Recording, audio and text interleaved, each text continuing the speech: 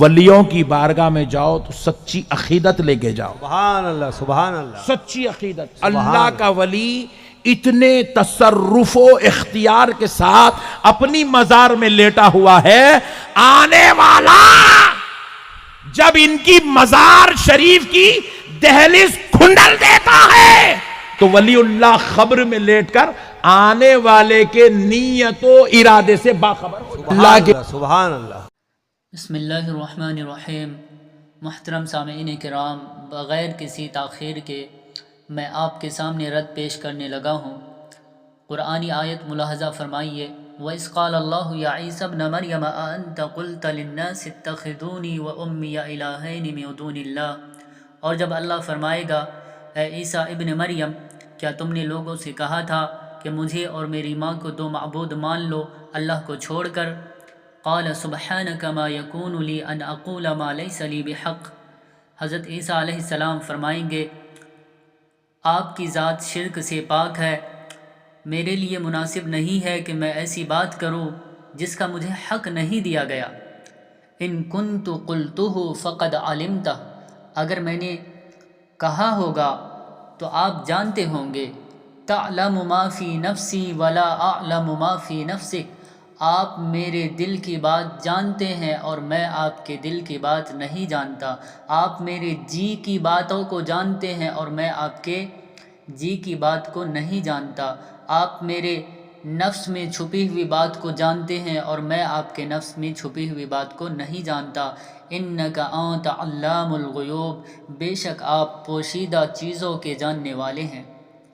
اب حدیث سے رد سماعت فرمائیے۔ عن ام سلمۃ رضی اللہ عنہا عن النبی صلی اللہ علیہ وسلم قال انما انا بشر وانکم تختصمون ولعل بعضکم ان یکون الحن بحجتہ من بعض، بے شک میں ایک انسان ہوں اور تم لوگ میرے پاس اپنی خصومت کو لاتے ہو، تم لوگ آپس میں جھگڑتے ہو اور میرے پاس خصومت کو پیش کرتے ہو فیصلے کے لیے۔ وَلَعَلَّ بَعْضَكُمْ، اور تم میں سے بعض ہو سکتا ہے کہ اپنے دلیل کو ثابت کرنے میں چرم زبان ہو، یعنی اپنی دلیل کو ثابت کرنے کے لیے چالاکی سے کام لے رہا ہو۔ وَأَقْضِي لَهُ عَلَى نَحْوِ مَا أَسْمَعُ، اور میں فیصلہ کر دوں جو میں تم سے سنوں دلیل کی بنیاد پر، کہ جس کا دلیل مجھے زیادہ پسند آئے چرم زبانی کی وجہ سے یا پھر ایسے ہی۔ فمن قضیت له من حق اخیہ شیئا، پس جب میں فیصلہ کروں تمہارے بھائی کے حق میں سے کچھ بھی، فلا یأخذ فانما اقطع له قطعة من النار، تو اس کو مت لینا کیونکہ تم جانتے ہو کہ تم حق پر نہیں تھے، تم نے ایسی دلیل پیش کی کہ رسول اللہ تم سے متاثر ہو گئے، کیونکہ رسول اللہ کو دلوں کی خبر نہیں معلوم، تو اس وقت تم لینا نہیں۔ فإنما أقطع له قطعة من النار، اگر تم اس وقت لوگے تو سمجھ لو وہ کیا ہوگا، ایک ٹکڑا ہوگا جہنم کا جو میں تمہیں دے رہا ہوں گا۔ تو اس سے یہ بھی پتہ چل رہا ہے کہ اگر رسول اللہ صلی اللہ علیہ وسلم کسی چیز کو فیصلہ کر کے دے دے اور وہ فیصلہ غلط ہو تو وہ جس کو دیا جا رہا ہے اس کے لیے جائز نہیں ہوگا، اس کے لیے وہ آگ ہی کی صورت اختیار کرے گی بعد میں۔ اب دوسری حدیث سے سماعت فرمائیں۔ ان اسامۃ بن زید قال بعثنا رسول اللہ صلی اللہ علیہ وسلم فی سریہ، حضرت اسامہ بن زید رضی اللہ تعالی عنہ فرماتے ہیں کہ ہمیں رسول اللہ صلی اللہ علیہ وسلم نے ایک جنگ میں بھیجا، ایک سریے میں بھیجا۔ فسبحنا الحروقات، تو ہم نے حروقات میں صبح کی، حروقات جو ہے نا قبیلے میں ایک جگہ ہے۔ فَأَدْرَكْتُ رَجُلًا، بس میں نے ایک آدمی کو پایا۔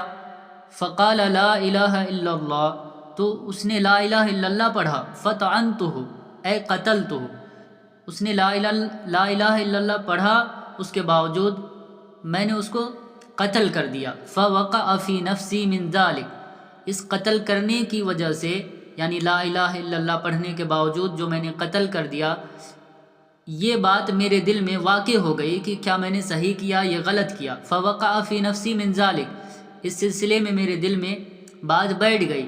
فذکرت لہ للنبی صلی اللہ علیہ وسلم، تو میں نے اس کا تذکرہ رسول اللہ صلی اللہ علیہ وسلم سے کیا۔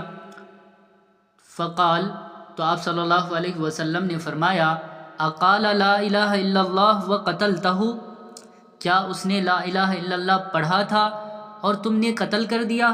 قال قلت یا رسول اللہ، تو حضرت اسامہ بن زید فرماتے ہیں کہ یا رسول اللہ، اس نے یہ کلمہ تلوار کے خوف کی وجہ سے پڑھا تھا۔ انما قالها خوفا من السلاح قال افلا شققت عن قلبه، تو آپ صلی اللہ علیہ وسلم نے فرمایا، کیا تم نے اس کے دل کو چیر کر نہیں دیکھا؟ حتی تعلم اقالها ام لا، یہاں تک کہ تمہیں خبر ہو جاتی کہ اس نے دل سے پڑھا ہے یا پھر مسلمان ہونے کی نیت سے پڑھا ہے۔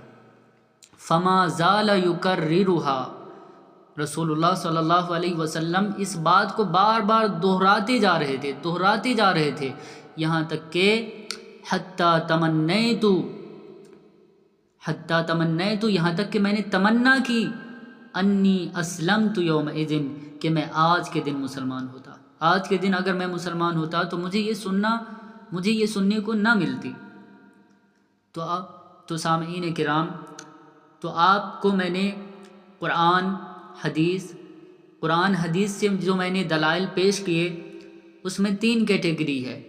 سب سے پہلے تو نبیوں سے رد کروایا گیا قرآن کے ذریعے کہ نبی دل کی باتوں کو نہیں جانتے، لوگوں کے نفوس میں کیا ہے وہ نہیں جانتے۔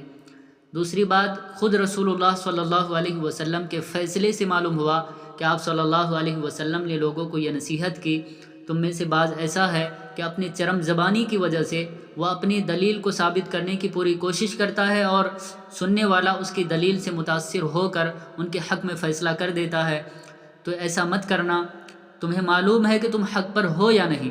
اگر کسی کو اس طرح سننے کے بعد قاضی فیصلہ کر دے کہ یہ مال تمہارا ہے اور تمہیں معلوم ہو کہ یہ تمہارا نہیں ہے، تو اس وقت سمجھ لینا کہ قاضی تمہیں جہنم کا ایک ٹکڑا دے رہا ہے۔